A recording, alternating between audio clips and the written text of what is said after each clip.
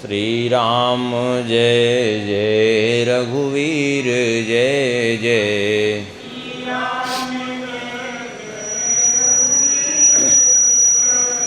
सीतारमण श्री रघुनाथ जय जय।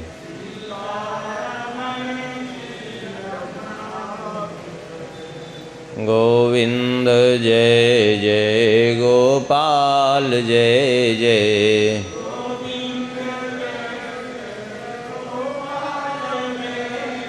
श्री राधा रमण हरि गोविंद जय जय।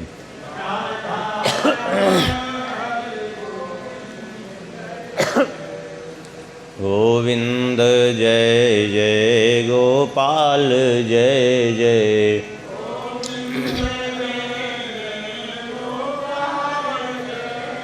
श्री राधा रमण हरि गोविंद जय जय।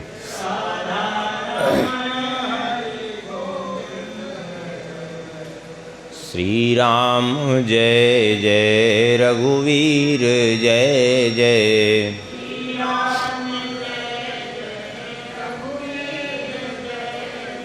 सीतारमण श्री रघुनाथ जय जय।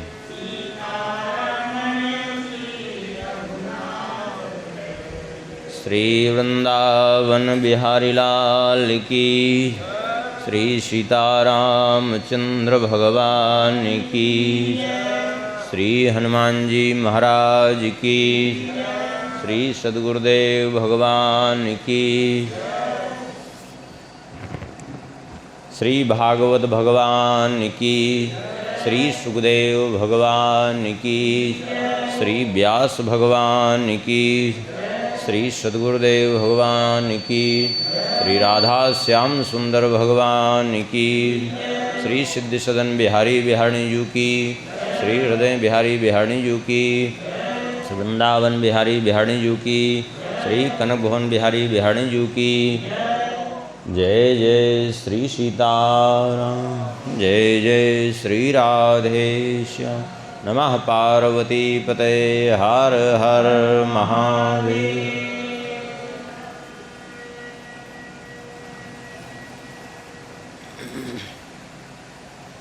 हरिशरणम परम मंगलमय परात्पर अखिलेश्वर अकारण करुणावरुणालय भक्तवांछा कल्पतरु। भगवान की महती कृपा करुणा से भगवान के ही वांग्मय स्वरूप श्रीमद् भागवत जी के माध्यम से भगवान के दिव्य चरित्रों का कथन श्रवण का परम सौभाग्य प्राप्त हो रहा है। कल के प्रसंग में श्रवण कर रहे थे भगवान की बाल लीलाओं में विभिन्न प्रकार की भगवान लीलाएं करते हैं और गोपियों के यहाँ जाते हैं। गोपियों की इच्छा का मान रखने के लिए माखन चोरी भी करने। आगे भगवान श्री सुखदेव जी वर्णन करते हैं। एकदा क्रीडमानास्ते रामाद्या गोपदारका कृष्णो मृदं भक्षितवानिति मात्रे निवेदयन्। एक दिन की बात है, भगवान श्री कृष्ण ग्वाल बालों के साथ खेल रहे थे यमुना जी के तट पर। अब गोकुल में तो यमुना जी बिल्कुल तट पे ही यमुना जी के गोकुल बसा हुआ है। यमुना जी के तट पर खेल रहे थे। अचानक कुछ गोप बालक दौड़ते दौड़ते आए मैया यशोदा जी के पास।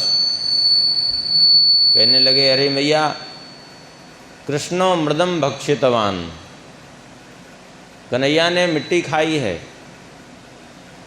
मिट्टी खाई? बोले हाँ। इतना सुनते ही यशोदा जी भयभीत हो गई कि कहीं ऐसा न हो मिट्टी से कुछ अनर्थ हो जाए। भाग करके यशोदा जी गई कन्हैया के पास और सा गृहीत्वा करे कृष्ण मुपालभ्य हितैषिणीं यशोदा भय संभ्रांत प्रेक्षणाक्षम भासत। श्री कृष्ण का हाथ अपने हाथ में लेकर के उनके हित की भावना से भावित हैं यशोदा जी, और पूछने लगी। और इधर भगवान श्री कृष्ण का क्या हुआ, बोले यशोदा भय संभ्रांत प्रेक्षणाक्षम भासत। यशोदा जी के भय के कारण श्री कृष्ण के नेत्र एकदम घूम रहे हैं, कुछ बोल नहीं पा रहे हैं। यशोदा जी ने अत्यंत भयभीत देखा तो बड़े प्रेम से पूछा कि ये भयभीत हो गए हैं, इसलिए डांट करके नहीं पूछा, बड़े प्रेम से पूछा, कस्मान मृद मदान्तात्मन भवान भक्षितवान रहा। अब ये बड़ी विचित्र बात है, ब्रजमंडल में अपने से बड़े को भी आप नहीं कहते, तुम कहते हैं, और कभी कभी तो तू कहते हैं। यहाँ तक कि महात्मा लोग मधुकरी विलेज में जाते हैं, भाषा है वहाँ की, उनका कोई दोस्त थोड़ी है। तो अगर 1-2 दिन के अंतर पे जाएंगे तो कहेंगे, अरे बाबा तुम कहाँ गए रहे अभी तक, कहाँ नहीं, 2 दिन कहाँ रहे। और कभी कभी तो प्रेम में इतने भाव विभोर रहते हैं, अरे बाबा तू कहाँ चला गए रहे हो, कहाँ मर गए रहे हो, 2 दिन आए नहीं, ऐसे भी कह देते हैं। क्यों, भाषा है वहाँ की, कोई ऐसा नहीं है, अपने से बड़े को भी तू कह करके और तुम कह करके बोलने की भाषा। लेकिन यहाँ बड़ी विचित्र बात है, यशोदा जी ने भयभीत देखा श्री कृष्ण को, तो तुम नहीं कह रही भवान भक्षितवान रहा, आपने मिट्टी काहे को खाई।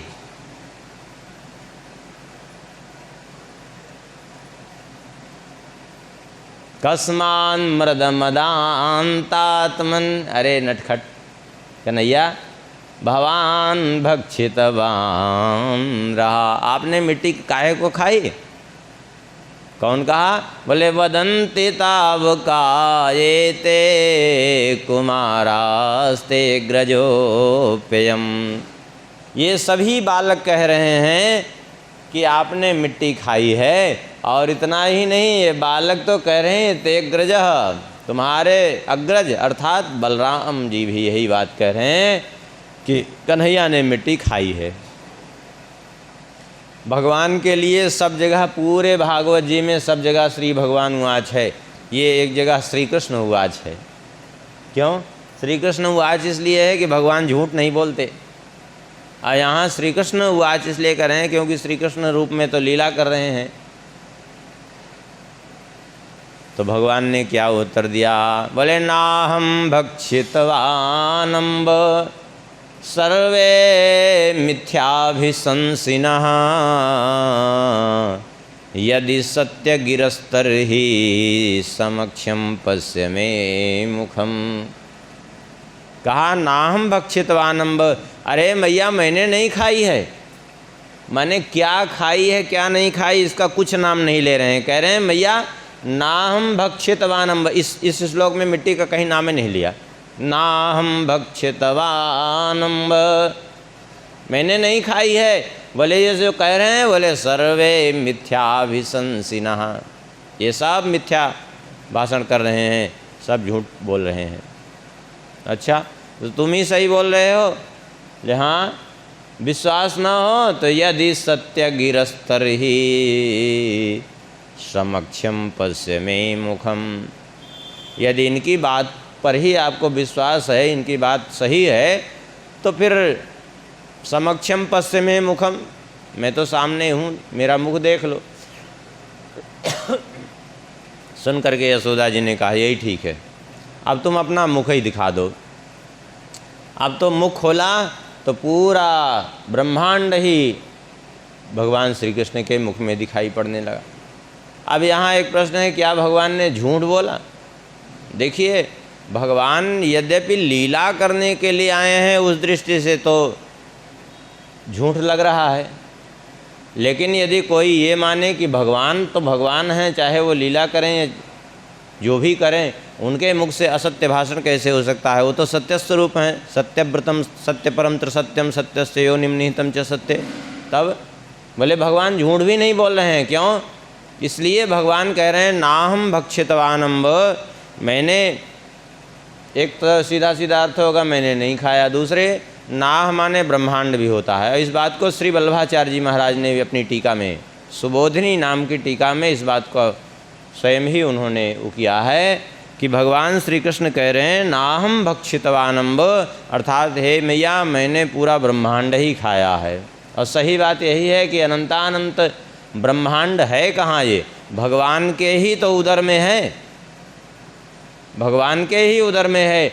और सारी सृष्टि का प्रलय होता है तो ये सारे ब्रह्मांड जाके भगवान के उदर में ही विलीन होते हैं। और फिर भी देखा जाए तो भगवान के उदर से प्रकट होने के बाद भी भगवान के उदर में ही हैं।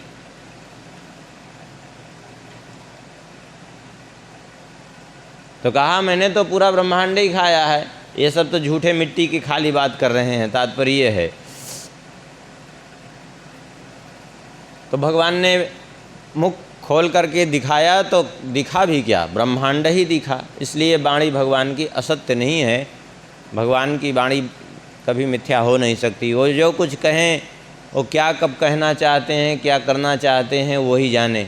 सब उनकी लीला को समझ नहीं सकते हैं। सारा विश्व ब्रह्मांड सा तत्र ददिसे विश्वम जगस्थाष्णु चखम दिशा साद्रिद्वीपाब्धि भूगोलम सवाव्यग्निन्दुतारकम। संपूर्ण चराचर जगत दिखाई पड़ा श्री कृष्ण के मुख में। सारे द्वीप, पर्वत, नदियाँ, समुद्र, दिशाएं, आकाश के जितने ग्रह, नक्षत्र, तारे, वे सब दिखाई पड़ने लगे। यशोदा जी ने कहा ये आखिर है क्या? किम स्वप्न एतद्दुत देव मायाम किम वा मदीयो बत बुद्धि मोहा। ये कोई स्वप्न मैं देख रही हूँ अथवा अर्थात मेरी बुद्धि का मोह है? क्या हो रहा है आखिर में मुझे? अंत में यशोदा जी को इस बात का बोध हो गया कि ये कोई और नहीं, ये साक्षात भगवान हैं। जैसे ही यशोदा जी के मन में ये भावना आई कि ये तो भगवान है, भगवान ने सोचा यदि भगवान मान लिया इन्होंने तो फिर जो लीला हो रही सब बंद हो जाएगी। तो भगवान ने क्या किया? बोले इत्थम विदित तत्वायाम गोपिकायाम सईश्वरः वैष्णवीं व्यतनोन्मायां पुत्र स्नेहमयीं विभो। जब उनको भगवान के ऐश्वर्य का बोध हुआ तो भगवान ने उस ऐश्वर्य को छुपाने के लिए वैष्णवीं व्यतनोन्मायां, अपनी वैष्णवी माया का विस्तार किया। उनको वैष्णवी माया विस्तार करने के लिए कुछ करना नहीं पड़ता, भगवान की मुस्कान में ही माया है। अब तो जैसे ही भगवान मुस्कुराए, भगवान की माया ने अपना प्रभाव दिखाया। और सद्यो नष्ट स्मृतिर गोपी सारो प्यारो हमात्मजम प्रबुद्ध स्नेह कलिल हृदयासीद यथा पुरा। यशोदा जी तुरंत इस पूरे दृश्य को, इस घटना को ही भूल गई और पूर्वत पुनः यशोदा जी के हृदय में वही वात्सल्य स्नेह उमड़ पड़ा।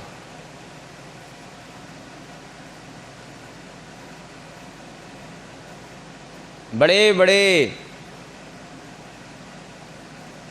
भगवान शिव, सनकादिक, नारद आदि जिनका गुणगान करते रहते हैं, सारे वेद, उपनिषद, सांख्य, योग, भक्तजन जिनकी महिमा का गुणगान करते रहते हैं, और यशोदा जी उन्हीं को अपना पुत्र मान करके उन्हीं के प्रति वात्सल्य उड़ेलती रहती हैं।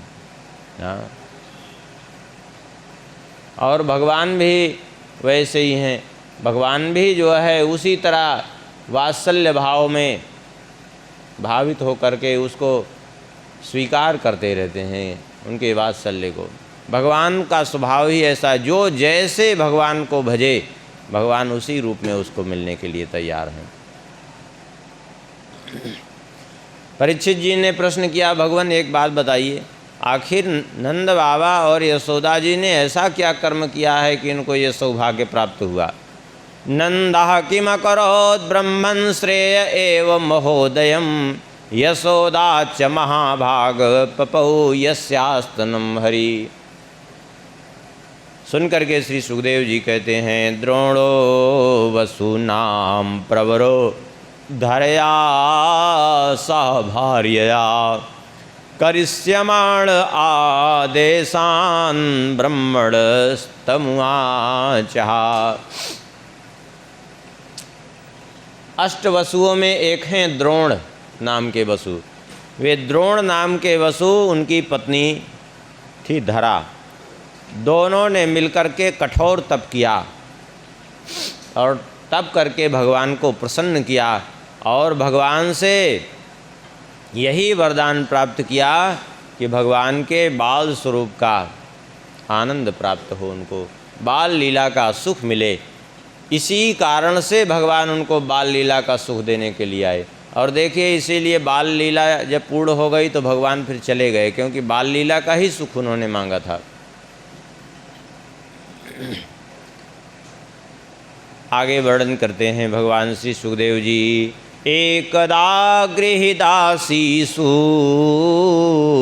यशोदानंद गेहिनी कर्मांतरनियुक्तासु निर्ममंथ स्वयं दधी। एक दिन की बात है, घर की दासियों को दूसरे कामों में लगा करके श्री यशोदा जी स्वयं दधि मंथन कर रही थी। दूसरे कामों में का तात्पर्य है बहुत से काम थे और उन कामों में दूसरे को लगा दिया, लेकिन फिर भी इतना काम होने के बाद दधि मंथन स्वयं कर रही थी। क्यों? क्योंकि भगवान की सेवा तो स्वयं ही सब करनी चाहिए। और कैसे सेवा कर रही थी, कैसे दधि मंथन कर रही थी? बोले यानी यानी गीतानि तद बाल चरितानि चा। भगवान के बाल चरित्रों का स्मरण करते हुए उनका गान कर रही थी। एक तरफ दधि निर्मंथने काले स्मरंती तान्य गायत, दधि मंथन भी कर रही थी और उनके गुणों का चिंतन, उनका गान भी कर रही थी। आप कहेंगे दोनों एक साथ होता है? दोनों एक साथ। हम वैसे भी कुछ काम करते रहें तो मन कहीं और रहता है कि नहीं? वाणी से भी कुछ बोल सकते हैं कि नहीं? स्वाभाविक है। तो करना क्या चाहिए? बोले करना भी यही चाहिए। भगवान ने तो अर्जुन को यहाँ तक कह दिया मां मनुस्मर युद्ध चा, मेरा स्मरण करते हुए युद्ध करो। युद्ध जैसी विकट परिस्थिति में जहाँ चित्त को पूर्ण रूप से एकाग्र करना रहता है, भगवान वहाँ भी कह रहे हैं मां मनुस्मर युद्ध चा, मेरा स्मरण करते हुए युद्ध करो। तो किया जा सकता है तब तो, लेकिन बस वही है, अभ्यास करना पड़ेगा। अभ्यास है न तो वैर कौन्तेय वैराग्येण च गृह्यते। अभ्यास और वैराग्य से सब संभव है। उसी समय ताम स्तन्य काम आसाद्य मतनन्ती जननीं हरि गृहीत्वा दधिमन्थानं निषेधत प्रीतिमावहन। कहते हैं उसी समय दुग्धपान करने की इच्छा से, स्तनपान करने की इच्छा से श्री कृष्ण आ गए और यशोदा जी दधि मंथन कर रही थी। जा करके अपने हाथों से पकड़ करके दही मथने से रोक दिया, मथानी को पकड़ लिया। और मथानी को पकड़ करके क्या किया? बोले तमंकमारूढ़मपायस्तनं स्नेहस्नुतं सस्मितमीक्षति मुखम अतृप्तमुत्सृज्य जवेन सायया उत्सिच्यमाने पयसे त्वधिश्रिते। गोद में चढ़ गए भगवान और गोद में चढ़ करके दुग्धपान करना प्रारंभ कर दिया। स्नेह बस वात्सल्य उमड़ रहा है श्री यशोदा जी को और बड़े प्रेम से दुग्धपान कर रहे हैं। इसी समय जब इनको श्री यशोदा जी दुग्धपान करा रही थी तो जहाँ बैठी थी उसके सामने वाले कक्ष में रखा था दूध आग के ऊपर। अब जैसे ही ये तो दूध पी रहे थे, थोड़ी देर ये हुआ कि वो दूध में उफान आना प्रारंभ हो गया। उत्सिच्यमाने पयसित्वधिष्ठिते। जब दूध में उफान प्रारंभ हुआ तो श्री यशोदा जी ने क्या किया, श्री कृष्ण को बैठा दिया वहीं भूमि पर और चली गई दूध उतारने के लिए। अब कहेंगे दूध उतारने के लिए चली गई तो कोई दूध ज़्यादा प्रिय था क्या यशोदा जी को? नहीं, ज़्यादा प्रिय नहीं, लेकिन दूध श्री कृष्ण के लिए था वो। और फिर दूध ऐसे बर्बाद भी नहीं होना चाहिए।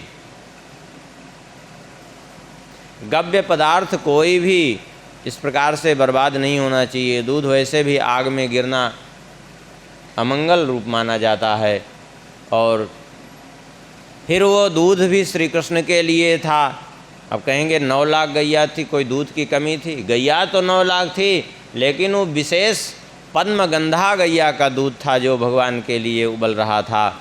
और उसको उतारने के लिए जैसे ही गई, संजात को पास स्फुरितारुणाधरम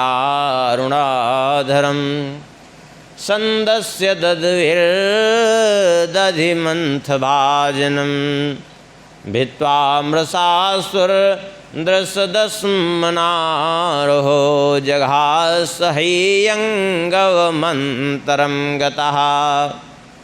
संजात कोपः,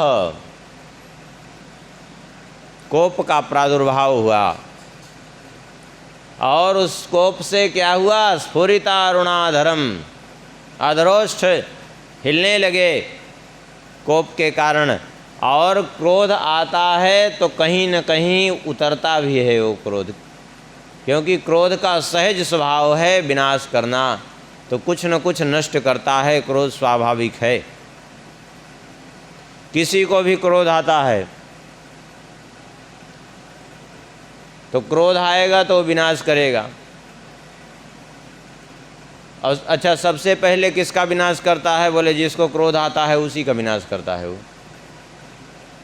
यहाँ तो खैर भगवान है, भगवान के ऊपर तो खैर कोई बात नहीं है, तो इनकी लीला है। लेकिन क्रोध का एक सहज स्वभाव होता है, जिसके को क्रोध आएगा पहले उसका विनाश करेगा, उसको जलाएगा, फिर दूसरे पर प्रभाव पड़े या न पड़े वो अलग की बात है। ऐसे समझें, जैसे मान लिया आप किसी के ऊपर कीचड़ फेंकना चाहें तो कीचड़ उसके ऊपर पड़ेगा या नहीं पड़ेगा इसकी कोई जिम्मेदारी नहीं है, लेकिन कीचड़ में आप हाथ डालेंगे और कीचड़ को उठाएंगे फेंकेंगे तो आप कीचड़ से ज़रूर जो है गंदे होंगे। क्यों? हाथ डाला आपने कि नहीं डाला, तो उस पर कीचड़ गया कि नहीं गया, लेकिन आपने तो अपना हाथ डाल ही दिया कीचड़ में। तो पहले कीचड़ ने किसका नुकसान किया? आप दूसरे के ऊपर कीचड़ फेंकने के चक्कर में पहले स्वयं कीचड़ में हाथ डालते हैं। यही चीज़ है, जो चीज़ हम दूसरे को समर्पित करेंगे पहले वो चीज़ हमें प्राप्त हो जाएगी। अभी कीचड़ दूसरे के ऊपर फेंकेंगे तो पहले अपने को लगेगा। किसी को आप इत्र लगाएं तो पहले अपने हाथ में इत्र लगाएंगे, फिर उसके हाथ में, तो उसका हाथ बाद में सुगंधित होगा, पहले आपका हाथ सुगंधित होगा। होगा कि नहीं? यही बात है। इसलिए जो है इस सब चीज़, इस विकारों से बचना चाहिए जहाँ तक संभव हो। कहते हैं कि जो है अब क्रोध आया तो क्रोध कहाँ उतरा? बोले संदस्य दधभिर दधिमंथ भाजनम, दही के मटके पर उतरा वो क्रोध। वहीं रखा था लोढ़ा, वो सिलबट्टा होता है ना, वही सिलबट्टा, बस उठी, उसी को उठा करके एक लोढ़ा प्रहार किया, बस ख़त्म हो गया, मटका फूट करके बिखर गया। और फिर उसके बाद क्या किया, बोले झूठे ही आंसू भी बहाने लगे। भृत भित्वा मृषासुर दृश दस्मनारो जघा सही अंग मंतरम गता। और फिर क्या किया, बोले फिर जाकर के दूसरे कक्ष में बासी मक्खन रखा था, उसी को खाना प्रारंभ किया। क्यों बासी मक्खन खाना प्रारंभ किया? ये दिखाने के लिए कि देखो मैं कितना भूखा हूँ। मैया बासी मक्खन खाते देख करके मैया का क्रोध ठंडा हो जाए कि लला ज़्यादा भूखा है, इसलिए जो है गुस्से में आकर के फोड़ दिया मटकी। कोई बात नहीं। इसलिए अब यहाँ देखिए थोड़ा सा एक बड़ा विचित्र सिद्धांत यहाँ प्रस्तुत हो रहा है। पहले भगवान के पास क्या आया, ताम स्तन्य काम आसाद्य। इस पे थोड़ा सा ध्यान से सुनेंगे, चिंतन करेंगे, तब बात समझ में आएगी, और नहीं तो फिर नहीं समझ में आएगी बात, और नहीं तो फिर कुछ का कुछ समझेंगे तो फिर अनर्थ खड़ा हो जाएगा। पहले क्या आया, बोले ताम स्तन्य काम आसाद्य। पहले कामना आई। कामना, काम केवल विषय विकार ही काम नहीं होते, किसी भी चीज़ को पाने की इच्छा, वासना, उसी को कामना कहते हैं। तो पहले क्या आया, बोले दुग्ध पीने की कामना। भगवान में यद्यपि ये कोई भी विकार नहीं है, लेकिन फिर भी भगवान जब धराधाम पे लीला करने के लिए आते हैं तो भगवान इन पर कृपा करने के लिए स्वीकार करते हैं, क्योंकि ये सब भी भगवान से प्रार्थना करते हैं, प्रभु हम पर कृपा करिए, हम पर कृपा करिए। तो भगवान कहते हैं ठीक है, अवतार काल में जब हम आएंगे तो थोड़ी देर के लिए तुमको भी स्वीकार कर लेंगे।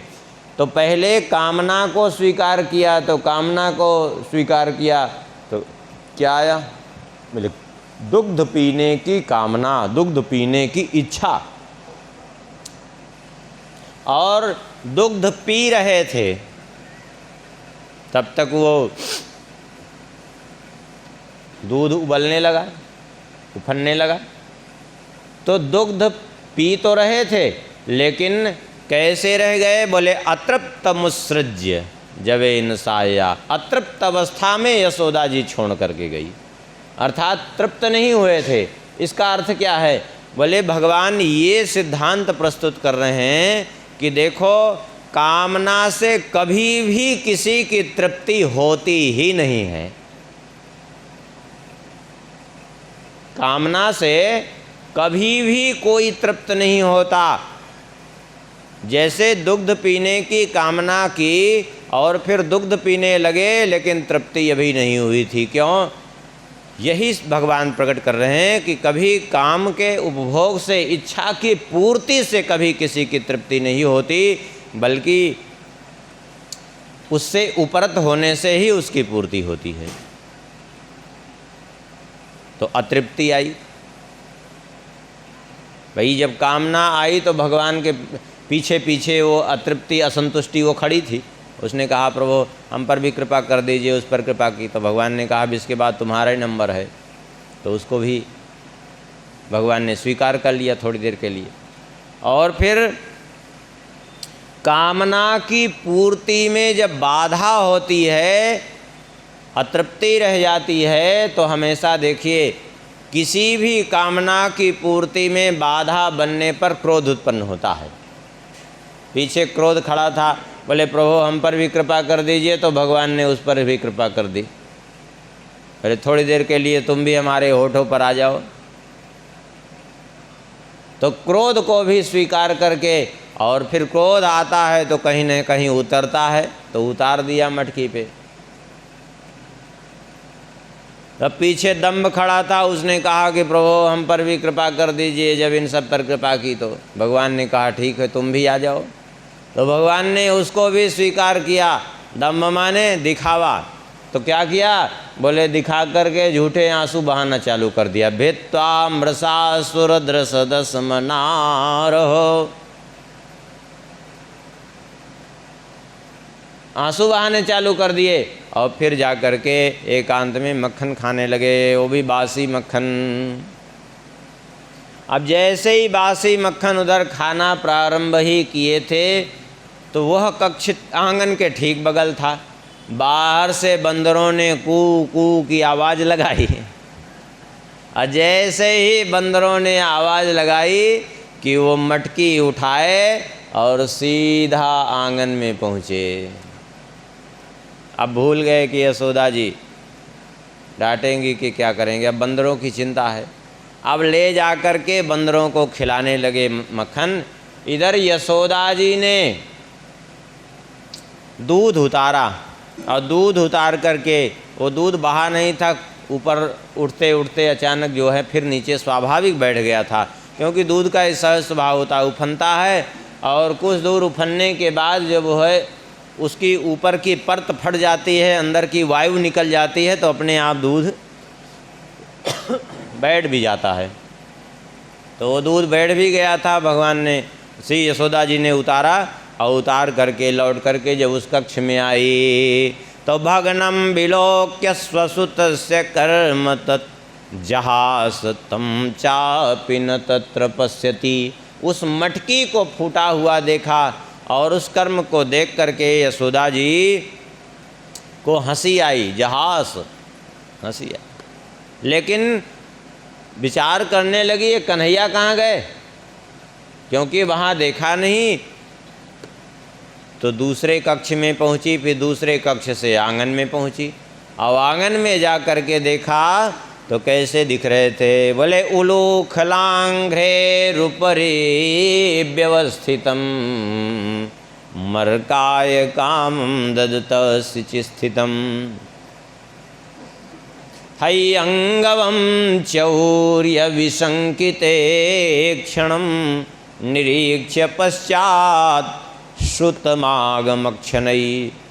उलूखलांघ्रे रूपरे व्यवस्थितम, उखल के ऊपर खड़े होकर के और क्या कर रहे थे, बोले मर्काय कामम ददतम सिचिस्थितम, बंदरों के लिए मक्खन दे रहे थे, बंदरों को मक्खन बांट रहे थे। निकाल निकाल करके वो पूरा हाथ से लोंदा का लोंदा पकड़ा रहे थे बंदरों को।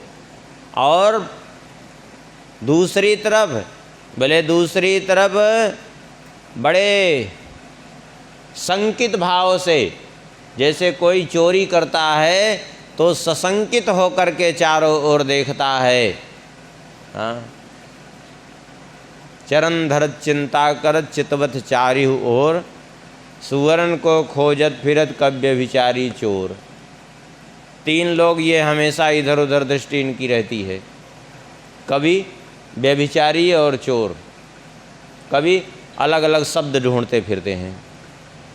व्यभिचारी पुरुष सुंदर स्त्री ढूंढता फिरता है जगह जगह जहाँ जहाँ जाएगा, और चोर स्वर्ण ढूंढता फिरता है। और स्वर्ण चुराया है और चोरी करने के बाद फिर तो उसका स्वाभाविक भयभीत होना आवश्यक। यहाँ तो भगवान मक्खन चुरा के खिला रहे हैं, तो भगवान बड़े संकित भाव से देख रहे हैं कि कहीं मैया आके देख न ले। और तब तक मैया पहुँच ही गई। मैया ने विचार किया कि मटकी फोड़ने तक तो चलो, अब ये तो इनकी उद्दंडता बढ़ती ही जा रही है, यदि अभी नहीं प्रयास किया सुधारने का तो फिर आगे सुधारना बड़ा कठिन हो जाएगा। और होता भी यही है, बहुत कठिन हो जाता है बाद में सुधारना। ऐसे कई लोग देखे गए हैं, बचपन में लाड प्यार के कारण अपनी बालिकाओं को बूशर्ट पैंट पहनाए खूब, अब बाद में जब उनसे कहा स्त्रियों के कपड़े पहनने तो पहनने को तैयार ही नहीं। क्यों? हमेशा वैसे पुरुषों की तरह बाल कटा के पुरुषों की तरह जो है कपड़े पहने, अब वो कहाँ पहनेंगे, क्योंकि आदत नहीं है, उसी में ढल गई। इसलिए आवश्यक है कि जो है कोई भी चीज़ शुरू से आदत डाले। जैसी आप बचपन से आदत बना देंगे। आज दशा यह है कि लोगों को होटल में खाना पड़ता है। क्यों? क्योंकि माता पिता उनको, माताएं सिखाती ही नहीं अपनी बच्चियों को भोजन बनाना, सिखाती ही नहीं। वो क्या करें जब भोजन बनाना उनको आएगा नहीं तो क्या करेंगे? जहाँ जाएंगे वो कैसे बनाएंगी? तो फिर बस एक ही रास्ता रहता है कि होटल चलो, ऑर्डर करो, ऑनलाइन आएगा। ये है।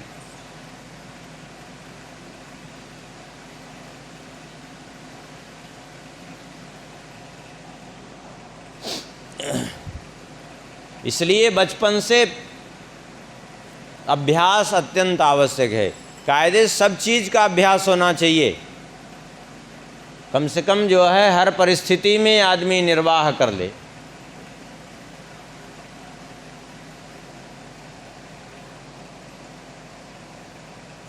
यदि हर परिस्थिति में निर्वाह करने का स्वभाव नहीं है, जैसे पहले गुरुकुल में शिक्षा दी जाती थी, तो गुरुकुल में बचपन से उनको खूब श्रम कराया जाता था, यहाँ तक कि चाहे वो राजा के ही पुत्र क्यों न हो, वन से लकड़ी लाना, पुष्प लाना, भिक्षा मांग करके लाना, सब। क्यों? मान लिया कभी ऐसी परिस्थिति आ जाए, ऐसी परिस्थिति आ जाए कि कभी मान लिया बाहरी शत्रु का आक्रमण ही हो जाए, राजा ही है भले, अब वो राज्य से च्युत हो जाए तो क्या करेगा? फिर वो टूट जाएगा, किसी काम का नहीं रह जाएगा। लेकिन जब अभ्यास बचपन से बना रहेगा ना, तो हर परिस्थिति वो झेल लेगा। एक बार एक राजा के यहाँ आक्रमण हुआ, अब वो बचपन से वही केवल झूठे भोग विलास में डूबा रहा, कोई वैसे शिक्षा मिली ही नहीं थी। अब परिणाम ये हुआ कि जब आक्रमण हुआ, अचानक ये हुआ कि महल में शत्रु ने आक्रमण कर दिया, सैनिक महल में प्रवेश कर गए हैं, तो अब राजा को कौन ध्यान दे? सब भागे वहाँ से। अब वो राजा चिल्लाता रहा, भैया मुझे जूता पहनाओ तो मैं भागूं। अब वो जूता कौन पहनावे? सब अपने प्राण बचावें कि जूता पहनावें? सब तो भाग गए। वो जूता स्वयं हाथ से न पहन पाने के कारण फंस गया वो। अब ये है, क्या मतलब निकला इसे ऐसे आराम का? कोई मतलब नहीं। इसलिए हर परिस्थिति में आदमी को रहना चाहिए। यशोदा जी ने देखा कि कहीं ऐसा न हो कि भविष्य में इनकी उद्दंडता बढ़ती जाए, तो फिर क्या किया? बोले तामातयष्टिम प्रसमीक्ष सत्वरस्ततो अरुह्यापससार भीतवत् गोप्यन्न धावन्नयमापयोगिनां क्षमं प्रवेष्टुं तपसेरितं मनः। यशोदा जी ने एक छड़ी उठाई हाथ में, और छड़ी लेकर के यशोदा जी दौड़ी, और जैसे ही यशोदा जी को छड़ी लेकर के आते देखा, कूद पड़े उखल से, और कूद करके भागे बड़ी तेज से। अब आगे आगे भाग रहे हैं कन्हैया, पीछे पीछे मैया यशोदा जी छड़ी लिए दौड़ रही हैं। लेकिन यशोदा जी पकड़ नहीं पा रही हैं। यशोदा जी भागते भागते थक गई, और जो थक गई उनकी गति धीमी हो गई, पूर्ण रूप से निराश हो गई कि मैं कन्हैया को पकड़ने में सर्वथा असमर्थ हूँ। जब हार मान लिया तो स्वयं ही नज़दीक एकदम भागने लगे, तो पकड़ लिया यशोदा जी ने, जानबूझ करके पकड़ में आए। क्यों? यही है, जब तक जीव को अभिमान है कि मैं पकड़ लूँगा भगवान को, तब तक भगवान से दूरी बनी है। और जब अभिमान चूर्ण हो जाए तो स्वाभाविक ही पकड़ में आते हैं। यशोदा जी ने देखा कि भयभीत ज़्यादा हो गए हैं, तो छड़ी फेंक दी, और फेंक करके मन में विचार किया कि अभी भय की स्थिति में कहीं जैसे न चले जाएं कि कुछ अनर्थ हो जाए, तो थोड़ी देर के लिए बांध देना चाहिए। बालक हैं, कुछ देर में भूल जाएंगे तो फिर मैं खोल दूंगी। ऐसा सोच करके यशोदा जी ने बांधने का निश्चय किया। और फिर बांधने का यशोदा जी क्या, भगवान की ही इच्छा थी, वे स्वयं बंधना चाहते थे। परिणाम ये हुआ कि यशोदा जी ने रस्सी उठाई और बांधना प्रारंभ कर दिया। किसको बांध रही हैं? भगवान श्री सुखदेव जी कहते हैं, न चांतर न बहिर्यस्य न पूर्वं नापि चापरं पूर्वापरं वहिष्यान्तर जगतो यो जगच्चयः।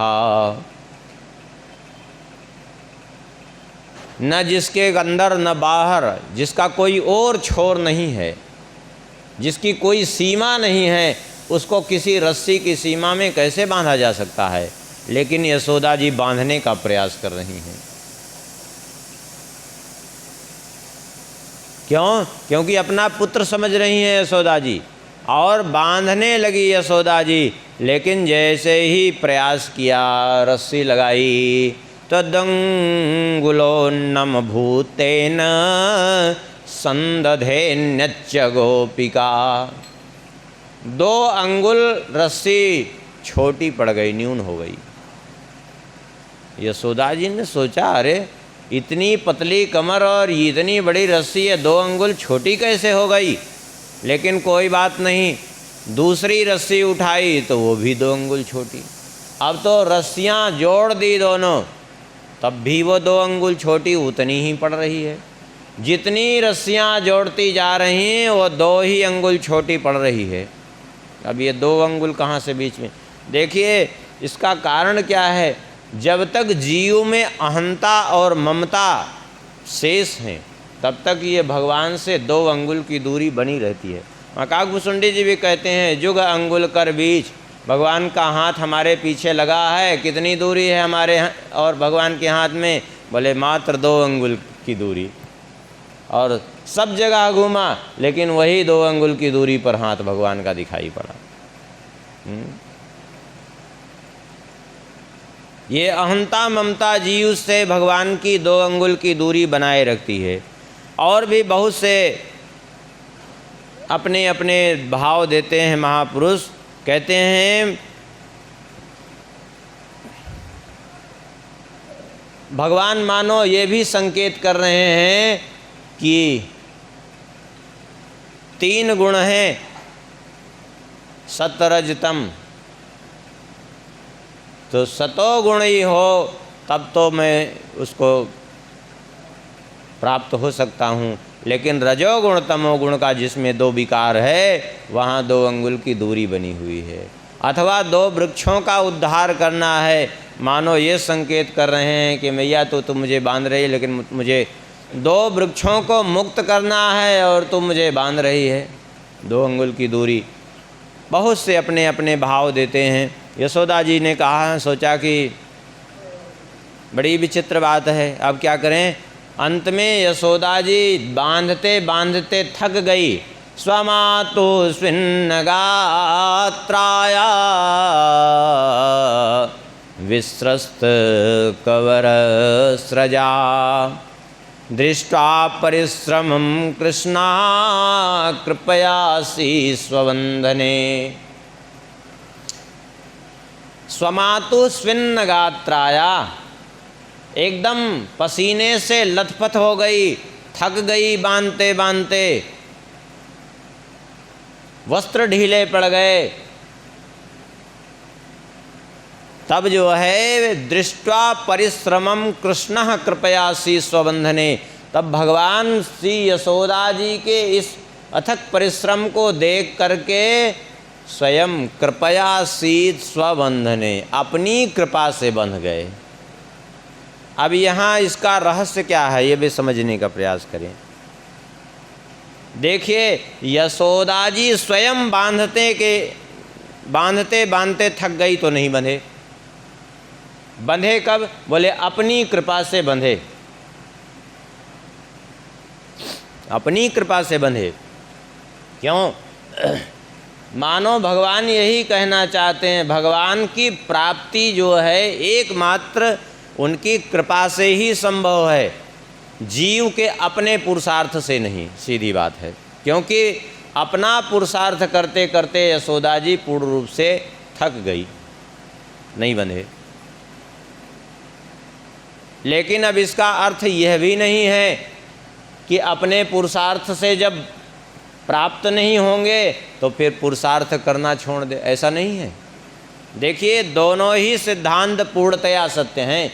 एक सिद्धांत यह है कि भगवान साधन साध्य नहीं हैं, पूर्ण रूप से कृपा साध्य हैं, ये बात पक्की है। और दूसरा यह भी सिद्धांत है कि यद्यपि भगवान साधन साध्य नहीं हैं, कृपा साध्य हैं, फिर भी बिना साधन के भी किसी को नहीं मिलते हैं।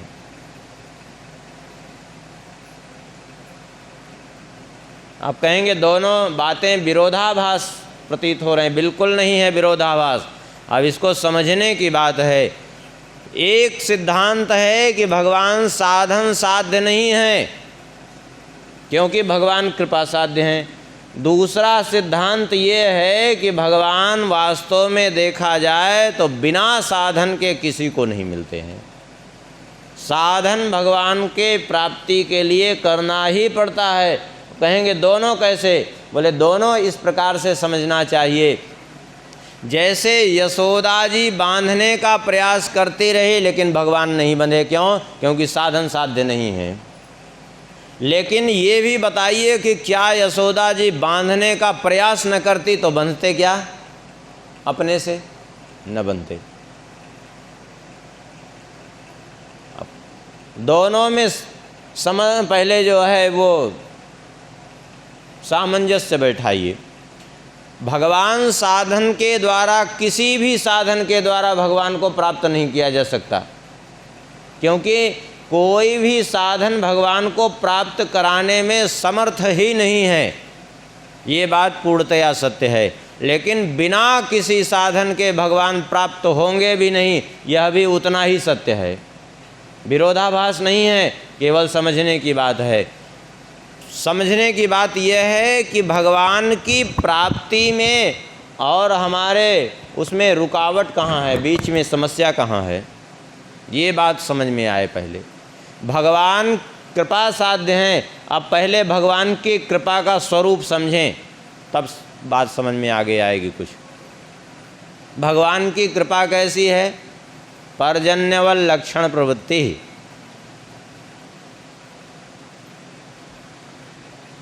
जैसे आकाश से बादल बरसते हैं तो बादल बिना भेदभाव के बरसते हैं। ऐसा नहीं करते बादल कि कहीं बरसें और कहीं न बरसें, ऐसा कभी नहीं करते। एक ही जगह पर पहाड़ है, उसी जगह पर बगल में खेत है, उसी जगह पर बगल में तालाब है। जब बादल बरसेंगे तो उतना ही पानी खेत में गिरेगा, उतना ही पानी पर्वत की चोटी पर भी गिरेगा और उतना ही पानी तालाब में गिरेगा। बिल्कुल पक्की बात यही है। लेकिन जब पानी बंद हो जाए, कुछ देर बाद जा कर के देखिए तो पर्वत के ऊपर पानी आपको नहीं मिलेगा, खेत में कुछ पानी मिलेगा और तालाब लबालब भरा रहेगा।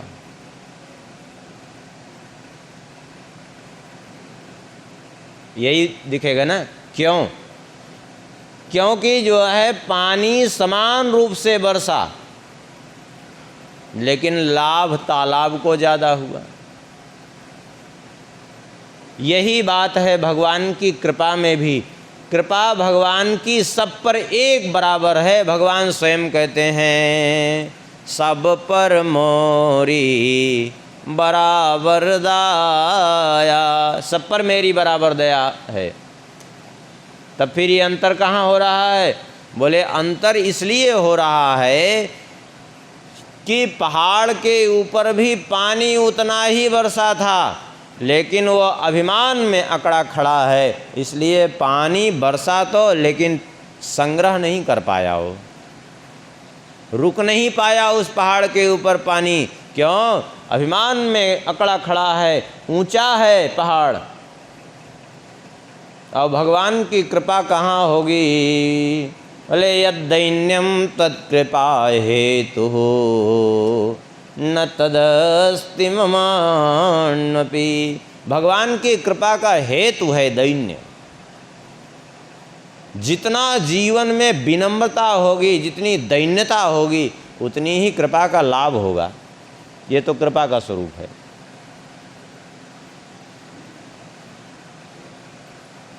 दो ही कारण हैं जीवन में जिसके कारण भगवान की कृपा होते हुए भी लाभ नहीं हो पाता। सभी पर कृपा है भगवान की, लेकिन लाभ क्यों नहीं हो पाता? उसके दो कारण, एक अभिमान और दूसरे भगवत विमुखता। अभिमान क्या? अभिमान में अकड़ा खड़ा है तो जैसे पहाड़ पर पानी गिरा फिर भी पहाड़ को कोई लाभ नहीं हुआ, इससे कोई प्रभाव ही नहीं पड़ा, तो ज्यों का त्यों रह गया। और दूसरे है भगवत विमुखता, जीव भगवान से विमुख है तो उसका लाभ कृपा का नहीं प्राप्त कर पाता। जैसे उदाहरण लीजिए, आप पानी बरस रहा हो और आप एक पात्र रख दीजिए आंगन में, पानी बरसेगा, पात्र भरेगा।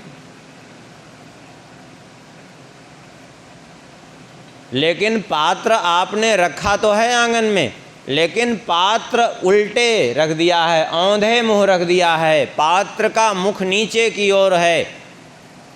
अब बताइए, रात भर यदि पानी बरसे तो क्या पात्र भर जाएगा क्या? हाँ बताइए, क्यों नहीं भरेगा? क्योंकि पात्र ही आपका उल्टा रखा है, औंधे मुख रखा है। इसलिए नहीं भरेगा कि पात्र को भरने के लिए पात्र का मुख उस ओर होना चाहिए जो पानी बरसाने वाला है। मेघ समझ रहे हैं? पात्र का मुख तभी, पात्र तभी भरेगा जब पात्र मेघोन्मुख होगा। और जो पात्र अधोमुख पड़ा है, बड़ा से बड़ा बर्तन आपके पास है, लेकिन आप उसको उलट करके रख दीजिए, सारी रात पानी बरसे, सारा दिन पानी बरसे, लेकिन एक बूंद भी पात्र में पानी नहीं भरेगा, क्योंकि वो औंधे मुंह पड़ा है। ठीक इसी प्रकार से, जिस प्रकार से अधोमुख होने से, औंधे मुख होने से पात्र में पानी नहीं भरेगा, इसी प्रकार से संसारोन्मुख होने के कारण भगवत कृपा बरस रही है फिर भी लाभ नहीं हो पा रहा है। बस यही बात है। भगवत कृपा तो निरंतर बरस रही है, लाभ होगा कब? जैसे पात्र को सीधा कर देंगे, पात्र का उधर मुख होना अत्यंत आवश्यक है जिधर से जल वृष्टि हो रही है। जल वृष्टि कौन कर रहा है? मेघ। तो जल वृष्टि मेघ कर रहे हैं तो पात्र का मुख भी मेघ की ओर होना, बादल की ओर होना आवश्यक है। ऐसे ही कृपा बरसाने वाले कौन है? भगवान। तो भगवान की कृपा रूपी जल को इकट्ठा करने के लिए भगवदोन्मुख होना पड़ेगा, और हम पड़े हैं संसारोन्मुख। तो संसारोन्मुख होने के कारण कृपा वृष्टि होने के बाद भी लाभ नहीं हो रहा है। अब यहाँ फिर से वहीं से वापस आ जाइए। अभी जो बात हो रही थी, भगवान साधन साध्य नहीं है, कृपा साध्य है, फिर भी साधन की आवश्यकता क्यों है? भले जिस प्रकार से जल वृष्टि करना बादल का काम है, हमारा नहीं, लेकिन पात्र को सीधा हमें ही करना पड़ेगा। बात समझें? पात्र हम ही सीधा करेंगे तभी जल उसमें भरेगा। उसी बस यही बात है। जिस प्रकार से पात्र को सीधा करना क्या है? बोले साधन। और जल वृष्टि क्या है? बोले कृपा। साधन किस लिए करना है? साधन भगवान की प्राप्ति कराने में सक्षम नहीं है, समर्थ नहीं है। साधन इसलिए करना है कि भगवान की कृपा से भगवान की प्राप्ति होगी, लेकिन साधन इसलिए करना है कि हम जो अनादिकाल से संसारोन्मुख हैं, साधन करते करते भगवदोन्मुख हो जाएं, और भगवदोन्मुख हो जाएंगे तो हमें कृपा का लाभ भी हो जाएगा, और जो कृपा का लाभ होगा तो भगवान की कृपा से ही भगवान की प्राप्ति हो जाएगी। बस यही बात है और कुछ नहीं। इसलिए साधन भी आवश्यक है। अब कोई कह दे नहीं अब साधन साध्य भगवान है नहीं तो साधन करने से फ़ायदा क्या, हम तो नहीं करेंगे, तो नहीं करोगे तो कुछ नहीं मिलेगा।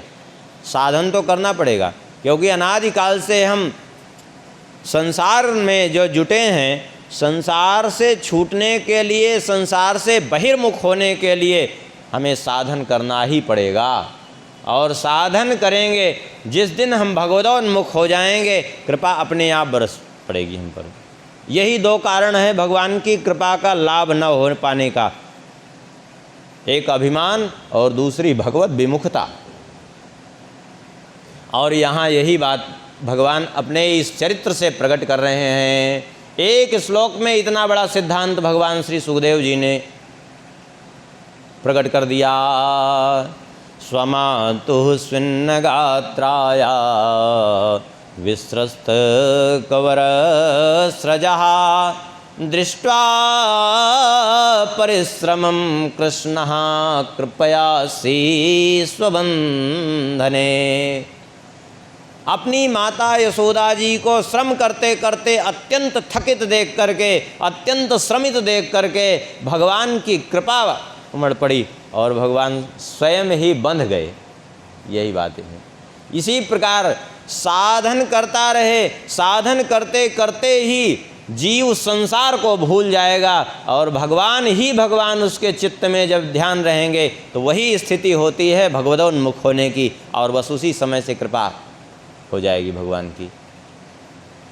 यही तो करना है, और क्या करना है। इसलिए भगवान श्री सुखदेव जी ने जहाँ भक्ति करने की बात कही शुरुआत में, कामनाओं का वर्णन करते समय, वहाँ बड़े विचित्र ढंग श्री सुखदेव जी कहते हैं, अकाम सर्व कामो वा मोक्ष काम उदारधि तीव्रेण भक्ति योगेन यजेत पुरुषम परम। केवल भक्ति योगेन शब्द नहीं कह रहे हैं, तीव्रेण भक्ति योगेन यजेत पुरुषम परम। तीव्र भक्ति योग के द्वारा, यहाँ तीव्र भक्ति योग इसीलिए कह रहे हैं कि आपकी भक्ति में इतनी तीव्रता हो कि संसार कब छूट जाए, कहाँ छूट जाए, पता ही नहीं चले। क्योंकि संसार की गति अलग है, आपकी गति अलग है भक्ति की।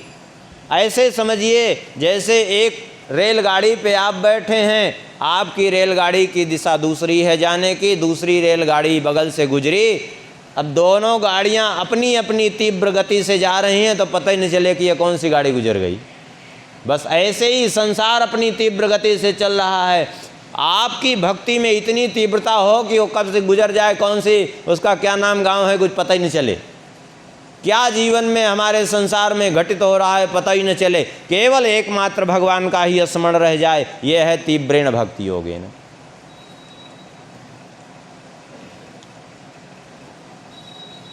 यही साधन करना है, और साधन करेंगे तो साधन करने से पात्रता आएगी, और पात्रता आएगी तो कृपा होगी।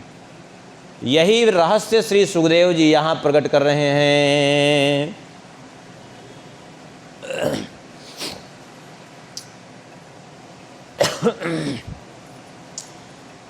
क्यों बंध गए, भगवान श्री सुखदेव जी कहते हैं, एवं संदर्शितायंग हरिणाभृत्यवत्सता स्ववसेनापि कृष्णेन यस्य दंसेश्वरं वसे। यद्यपि भगवान पूर्ण रूप से स्वतंत्र हैं, परम स्वतंत्र न सिर पर कोई, लेकिन जितना यह सत्य है कि भगवान स्वतंत्र हैं, उतना ही यह भी सत्य है कि भगवान भक्त के पूर्ण रूप से वशीभूत हो जाते हैं, अधीन हो जाते हैं। जिन ईश्वर के अधीन संपूर्ण सृष्टि है, वे ईश्वर एक भक्त के अधीन हो जाते हैं। भगवान श्री सुखदेव जी कहते हैं, परीक्षित देखो, भगवान की लीला तो देखो, कि नेमं विरिंचो न भव न श्रेरप्यंग संश्रया प्रसादम लेभिरे गोपी यत्तत्प्राप विमुक्तिदात। जो कार्य कभी ब्रह्मा जी नहीं कर पाए, शंकर जी नहीं कर पाए, लक्ष्मी जी नहीं कर पाई, क्या कभी इन्होंने भगवान को बांधा? नहीं बांध पाए।